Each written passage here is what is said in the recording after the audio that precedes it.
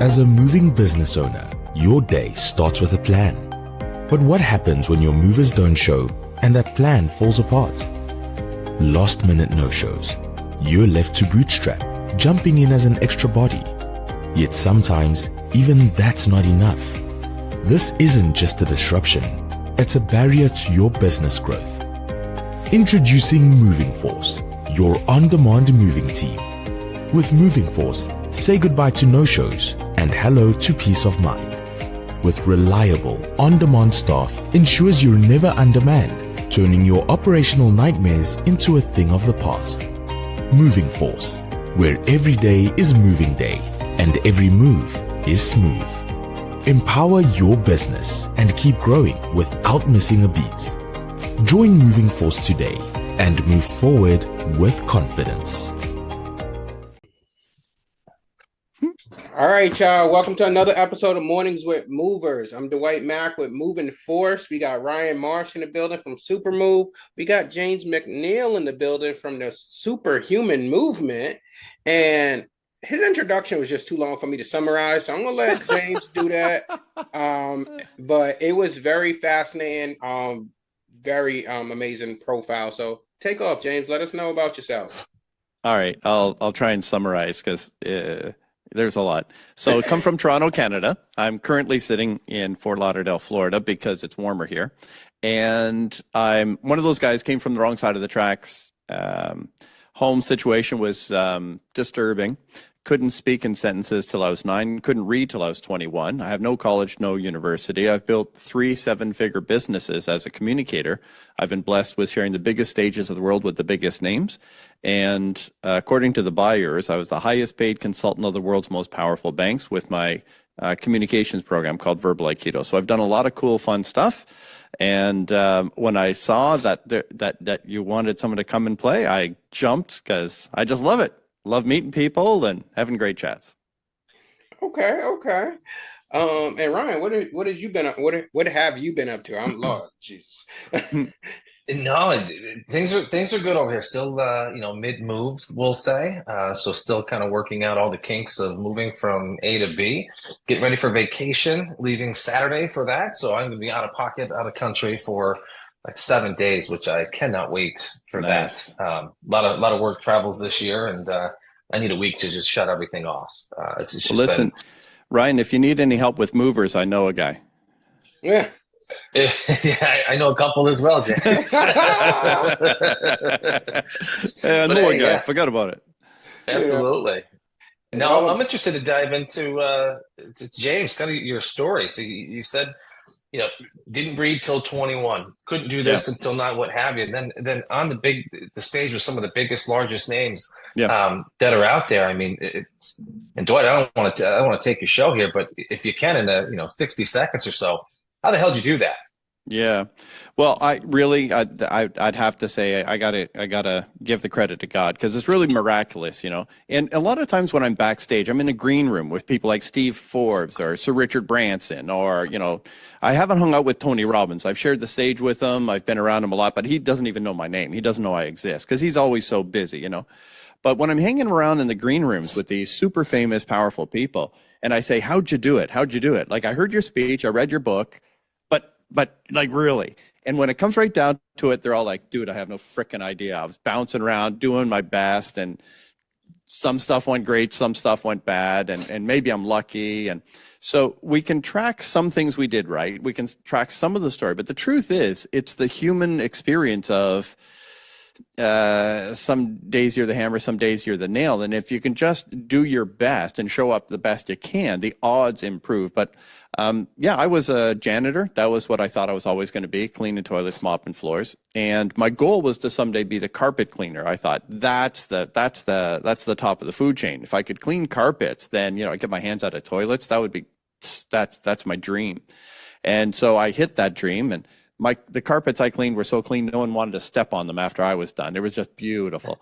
So, but then it was just like one thing after another, a move here, a move there, and then couldn't get a job as a janitor, so I took a job at a tuxedo rental place in a mall.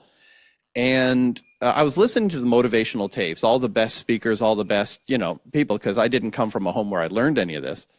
And then accidentally, I don't know what I was doing, but I was told I was the third top closer in the entire national company of tuxedo rentals. I'm like, I don't even know what that means. They said, you're our third top salesperson in the third worst store in the country. We don't know how you do it. I'm like, well, me neither. I didn't know the word sales applied to my job. So then I'm like, okay, maybe I can sell. So then I started selling suits. I went to a higher, class, higher price place. And then they sent me for sales training after a year, after I won every award. The teacher couldn't answer questions, so I started answering the questions. And then the whole place erupted when I started talking. I'm like, wait, maybe I can do this. Maybe I can talk. Maybe that's something I can do. Next day, I just walked into a church I just started going to. And I just like, nobody gave me anything. So I didn't expect it to be easy or natural. I wasn't going to go through academia to get anywhere. So I just walked up to the first guy I saw who was wearing a suit. I figured anyone who wears a suit knows stuff. So I just walked up to this guy and I said, hi, sorry to bother you. I said, look, I'm new at this church. I don't know anybody. I think God wants me to be a speaker. Do you have any idea how anyone would do that? The guy looked at me like I had three heads. He paused and he said, wait, why don't you ask that guy? And he pointed. And I said, who's that guy? He said, that guy over there, his name is Jerry, and he works with Bob Proctor. And so I went over, and the guy made the most of his opportunity with me. But in the end, that introduced me to this world. But it was I just went for every opportunity I saw. And what are they going to do? Shoot me? I'm just going to ask, can I play? Can I do this? And then I just went for it, and it just kept growing. There you go. But with my first year, I gave 240 paid presentations, and I became one of the world's top 100 stage closers. So I would sell for people who had companies that sold information. And so I was one of the top closers on earth without knowing what I was doing in my first year. So then that set me for a fun trajectory for the last 30 plus years. When your team isn't trained, mistakes happen. Jobs go wrong. Customers complain. And your business? It suffers. At Max Moving Training, we help moving companies like yours build strong, reliable teams from the inside out. From mover and driver training to sales, operations, marketing, and leadership, we give your people the skills to succeed. When everyone is trained, everything runs smoother and your business grows stronger. Training isn't optional. It's essential. Stop guessing. Start training. Join Max Moving Training today. Nice. I know that wasn't 60 seconds. Sorry, but no, you're fine. No, I'm ready to buy a suit from you. I'll tell you that. All right, hey, man, I'll find one to sell you.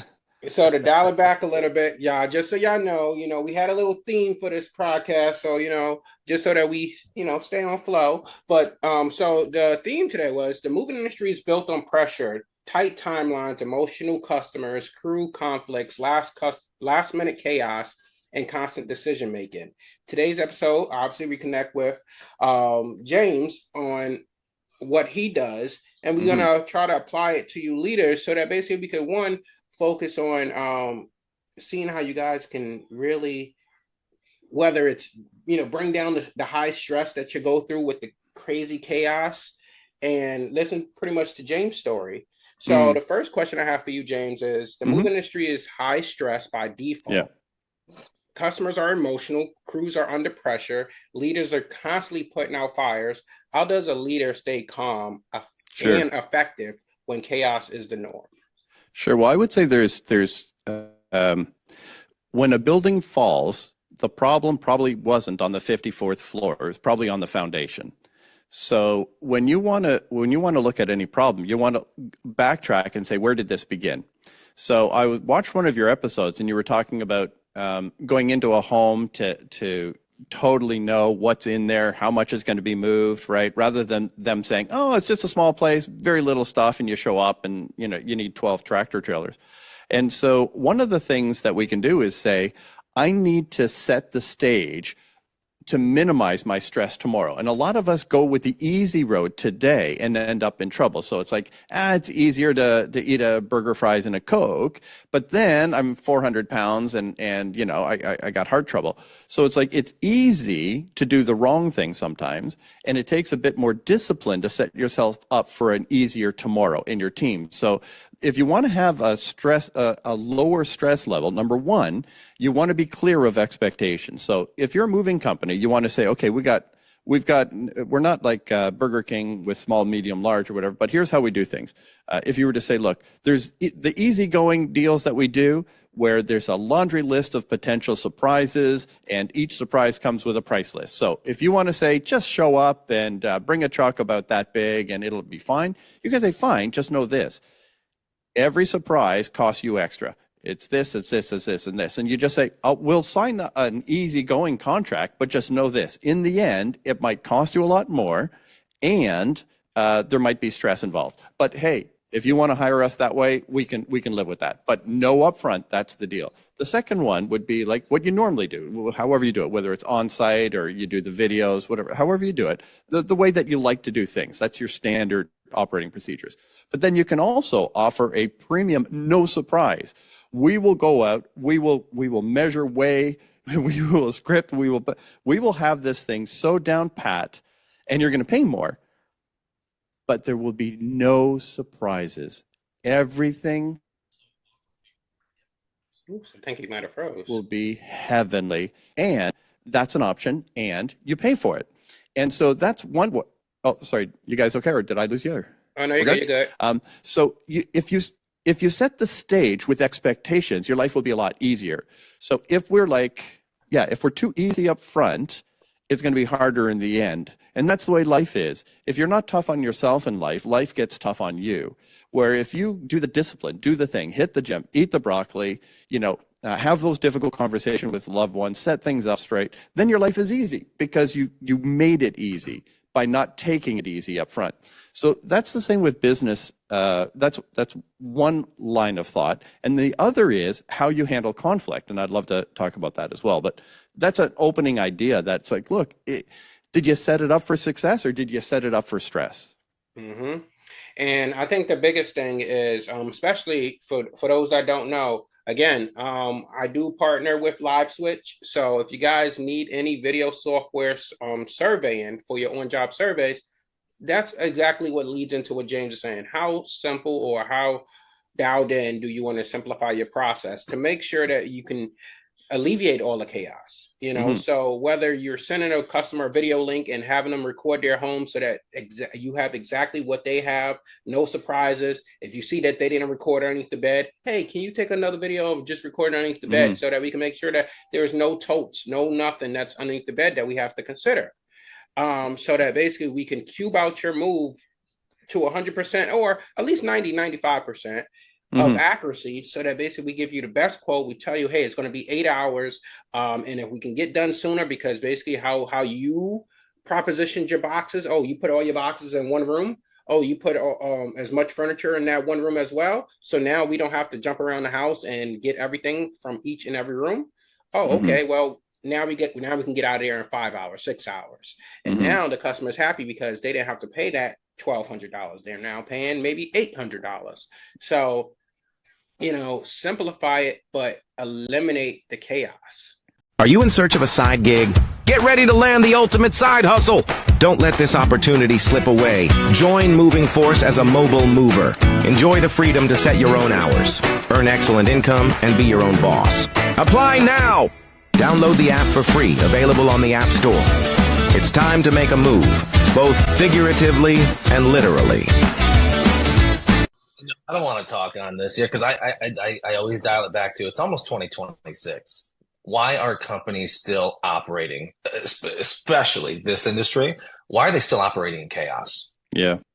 With the technology that's out there, with the processes and things that are pushed from multiple different groups and multiple different leaders and mentors, why are we still operating and putting out fires on a daily basis like we're volunteer firemen?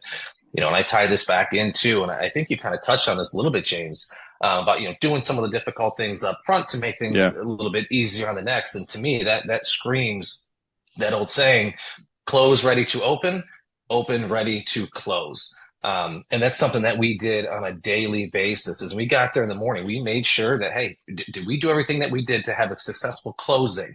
When I say closing, to shut the business down that day, did we do everything that we could to ensure that our teams are ready to go the next morning? Alleviating stress. Now, that might have meant I had to stay back a half hour, or the ops team or somebody in dispatch would have to stay around for an extra half hour to do the things that were needed to be done to set the team for success up the next morning. But I still struggle because I was a 12-year an 8-year liver in absolute freaking chaos, and I never understood why. But it wasn't until we leveraged technology, changed process, changed the culture in our organization, and then started implementing very basic things like the close ready to open, open ready to close. There is no more chaos. I remember vividly my last 3 years of going through peak season didn't feel like peak season. Where normally you're running by the seat of your pants, it's just a hot mess. But doing the right things will alleviate all that chaos. It'll stop you from putting out hundreds of fires. You might still have to put out a fire or two here and there. I mean, everybody has to, but I just don't understand how companies still in today's age operate in extreme chaos. I don't get it. I get it. I just don't understand why they are not digging themselves out of it. Definitely. All right. So the next question I have for you, James, is so you teach verbal Aikido and de-escalation to law enforcement. How can moving company owners use those same principles when dealing with upset customers or frustrated crews? Sure. So one of the things that I train law enforcement on is show up as a Wi-Fi of peace. One of the difference between my philosophy and the traditional law enforcement philosophy is traditional law enforcement is your job is to win, right? Your job is to get home safe. Your job is to win. And when you show up on a scene as a law enforcement officer and all of your physiology, even your automobile physiology, if all of your movement, your eyes, if everything about you says, I'm here to dominate, I'm here to win, well, that means everyone has to submit and or lose, and not everyone's signing up for that. So the intimidation can be a problem. So what I merely say is, look, you've got backup, you've got training, you've got your defense tools. Your job is to show up and say, if I'm here, everyone's going to be okay. It's like, I'm here now. Everything's going to be okay. We're going to manage this. We're going to look at this. We're going to work through this. And the energy of I'm a problem solver. I'm a servant, and it's not self-defense. Like, what are you trying to say? It's like, whoa, breathe, right? So they are the customer or neighbors, whatever. Those other people, let's just say, it's not their job, it's not their business. It's right and civil, but to put the pressure on them to be civil, to put the pressure on them to understand, to put the pressure on them to always be polite, might be putting the emphasis on the wrong syllable. But if I say, it's my job to say, I want to hear you out. What about what just happened upsets you? What is your biggest concern? What does success look like? If we were to take care of this perfectly, what does perfect look like? So help me understand. I want you to feel heard, understood, respected, and accepted. And that's the opposite of defensiveness or domination. Just to say, look, we're here to serve. We're going to get to the other side of this. I want to hear you out. I want to own what I'm supposed to own. And I want to have a plan to make everybody happier. So it is what it is. Let's start talking. But rather than defensive, it's a servant mindset that comes from a fearlessness. It's like, look, I don't have to defend myself. I'm not under actual threat, unless I am, and that's another conversation. But it's seeing it for what it is. And my job is to create peace and to get to the other side of this. And that starts with being in a state of, I can survive this, I'm okay, and making sure the person feels heard. And I'll give you a technique on this. You want to say back to them what you think you heard. So someone says, you guys are jerks, right? Then you say, okay, well, I'm sad to hear you say that. It's definitely not what I believe to be true about our team, but you must have a reason. Can you help me understand what made you feel like we're all jerks? Well, you're not listening. I apologize if we weren't listening. I was focused on that. I'm here now. I want to listen. So can you help me understand how we can improve that? You get the idea? Like, let them speak, let them say it. And then once a person feels heard, understood, respected, and accepted, 90% of the problems are gone. Stuff is just stuff. Except if they feel like they're being like pestered, where it's like, well, stop apologizing. I feel like you're not listening. Yeah, it's like, so what does listening look like, sound like for you? Like, give me an idea. What is the target you would like me to hit so that I have a greater chance of hitting it? Like, just let me know. And it's not being a doormat by any means. It's saying, I'm strong enough to handle your panic. Here's what I'd like to encourage you to do. The way I look at this is, so think about the heavyweight champion of the world in MMA, let's say, right? Baddest man on earth. Okay. So he's in the cage and it's violent and it's aggressive, and he wins over a small boy's favorite fighter. So there's a little boy in the audience, 5 years old, and he loves Tommy Togan or whatever, who you just beat. So in this big monster who just beat this 5-year-old's hero, the big monster who won walks out of the cage, and the 5-year-old comes up and starts punching the champion in the leg. Okay? Now, what is expected of that champion? Armbar the child? Suplex the child? Knock the child out? No. The champion's job is to say, I'm so sorry. Listen, Tommy, your hero is a friend of mine, and we agreed to compete, and I'm really sad if you're sad. Like, the job of the powerful person is to not be intimidated by the person who's emotional. And when anyone's emotional, they're like a child. It's like the little girl pounding on her daddy's chest. You don't defend yourself, you listen. And if you have that mindset of, I'm not at risk, you can be the person they need you to be. So hopefully that helps. Just like, no, listen to them.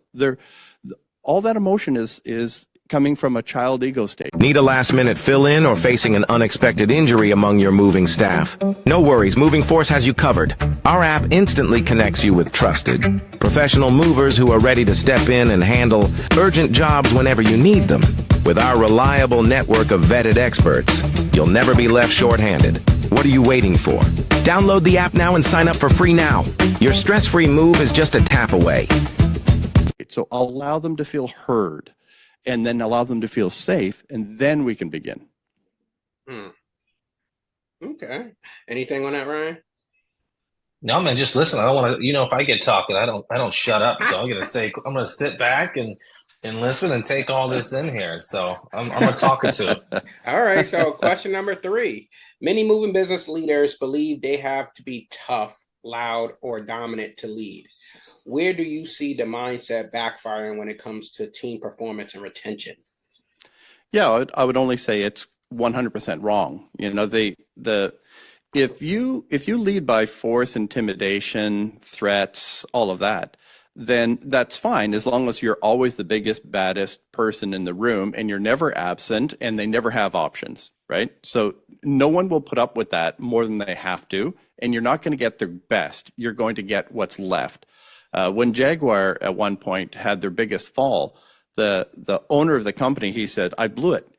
He said, I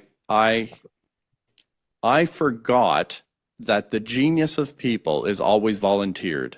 No matter what you pay them, no matter what, you can get their body to show up for pay, but you can't get their hearts and minds to show up for pay. Hearts and minds are always volunteered.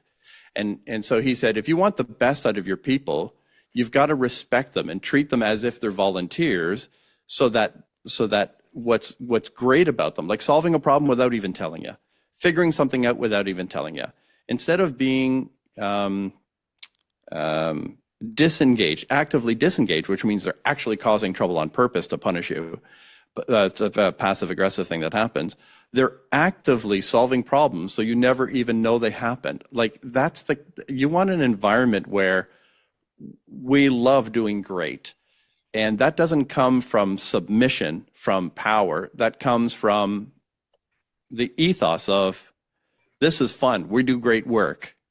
I really appreciate you. And it's a very positive thing, and not without very clear, like you have to have clear do's and don'ts, rights and wrongs, should and shouldn'ts, non-negotiables. If not, then it's just mayhem.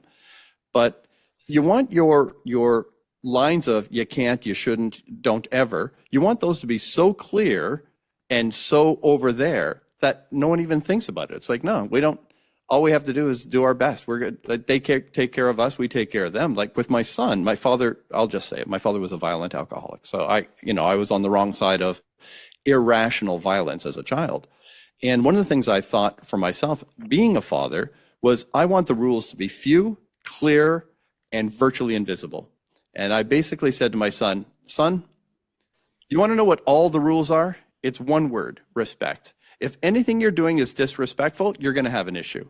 if you spilt your milk or broke a toy or blah, blah, blah, I don't care. Don't be disrespectful.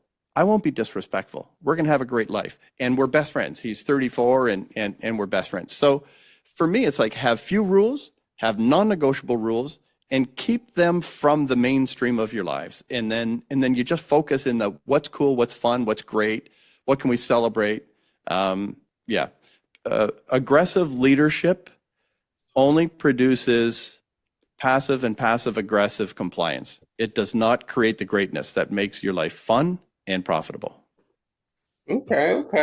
All right. So we are getting close to the time, y'all, but we want to just take a moment because we probably won't be doing an episode next week because it's Christmas.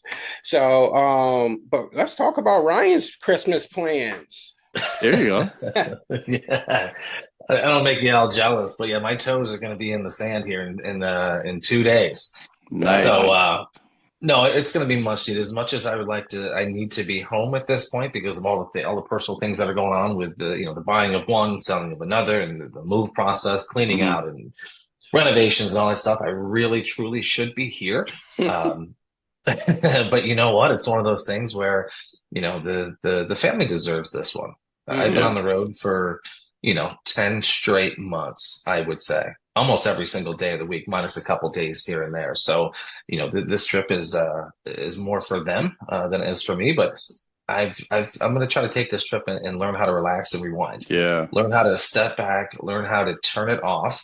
But that's the toughest part I find is even though I might go a day without touching the phone or the laptop, but I guarantee you the second day of vacation, I'm going to be up in the morning at 7:00 on Slack, checking my emails, seeing what's going on. But it's one of the things when you love what you do, it's very, very hard to turn off. I don't consider what I do work. I think is the other aspect too. I don't see this. Everyone's like, man, you just love what you do. And it's like, when you love what you do, it doesn't seem like work, right? I haven't used the work or I have a job in almost 3 years. Super fortunate, very lucky. But I want to talk about my vacation, man. What are you guys' Christmas plans? I think spending time with the family, because work never stops. So I'm probably gonna be working up to the final hour. But I'll probably make Christmas dinner. I don't know yet. I'm thinking about baked ziti. Candy yams! Don't be breaking them candy yams out again now. See, now you give me ideas. But I think probably some baked ziti, corn in the cob, maybe a salad. Keep it kosher, not too crazy. Very nice. What about yourself, James? Well, I'm at a stage of life now that I'm a widower, and my son's 34, and I don't have grandkids, so I'm kind of like a solo, free spirit. I'm down here in Florida where we have family, and I just know they're going to spoil me rotten. They're going to drag me out like they did for Thanksgiving. They're going to make me fat and happy, and so other people are going to take care of that, and I'm going to be grateful, and I'm going to love it. But for me, I'm not taking a leadership role on being festive. I just right now I'm free to do what I do, and I'm focused on launching a podcast network of people. I'm helping people build their businesses through the power of podcasting because it's an opportunity for people to build rapport and trust with a like-minded audience. And so I love what you guys are doing. I think you're helping way more people than you know. And I just celebrate it. And that's what I'm focused on launching right now. So I'm allowed to work until I don't feel like it and then go play. But festive, my family's just going to take care of me. I'm going to be spoiled. I hear that. It's about the time, So definitely, I thought you did a 6'7" there for a second. Was that a 6'7" or were you raising what was that? Me, it's like party. Let them take care of me. Oh. So I don't mind being spoiled at all. So all right. Thing. So we are at the top of the time, y'all. It was amazing. I hope y'all do enjoy y'all Christmas. And we will see y'all. Oh geez. The week after that is, See you next year. Yeah. It'll be New Year's Day, technically. So, me and Ryan will talk about doing an episode on New Year's Day. We don't want to be gone from y'all too long, but let's do a little recap. Show, kind of recap 2025. Some highlights, some of the episodes, some of the things that we talked about. Let's have a fun little episode on. I'll show up to that one. Okay. All right, y'all. So keep crushing it. Merry Christmas. Enjoy the time with your family. James, it's been a pleasure having you on, Thank you. and we'll Thank probably you very definitely much. have you back. And then do you have a calling card so basically people could reach out to you? Yeah, you could go to tinyurl.com/podcast profit. I'm focused on helping people build podcasts, but if someone goes there, they can book a 15-minute meeting with me, no cost, to talk about however I might be a friend, an encourager, whatever. It doesn't matter. 15 minutes, I'll happily give to anyone want to talk to me. All right. All right. All right, y'all. Keep crushing it. We'll talk to y'all soon. Later. Thanks, gents.